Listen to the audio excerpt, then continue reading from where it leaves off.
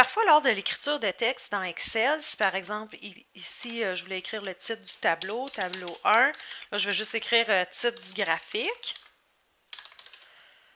Ici, là, admettons qu'on a un long titre, titre du graphique, je vais juste rajouter du texte un petit peu, et que j'appuie sur Entrée. Donc là, vous voyez que le texte est comme par-dessus les cellules, puis il s'étire sur plusieurs colonnes.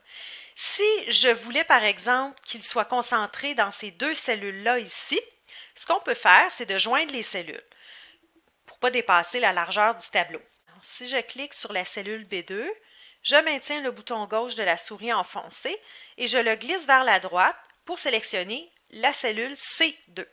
Je relâche le bouton de ma souris, ma sélection est faite. Maintenant, je vais fusionner les cellules. On doit être dans l'onglet Accueil et vous avez les options juste dans la section Alignement.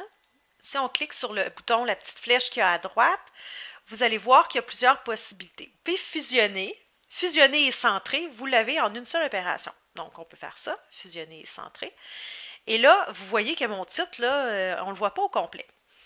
Alors, ce que vous pouvez faire, c'est d'étirer un peu. Donc, on étire un peu la hauteur pardon, de la ligne.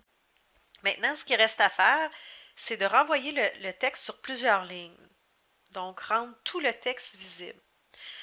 Pour ce faire, on doit être vraiment dans l'onglet Accueil et vous avez toujours dans la section Alignement, au-dessus du bouton qu'on vient d'utiliser pour fusionner, le bouton apparaît comme deux lettres AB avec une petite flèche courbée en dessous. Donc, ce qu'on appelle renvoyer à la ligne automatiquement. Alors, vous cliquez sur ce bouton et maintenant, votre texte est visible au complet. Et il y a toujours possibilité d'augmenter la largeur des colonnes là, si vraiment votre texte est très long.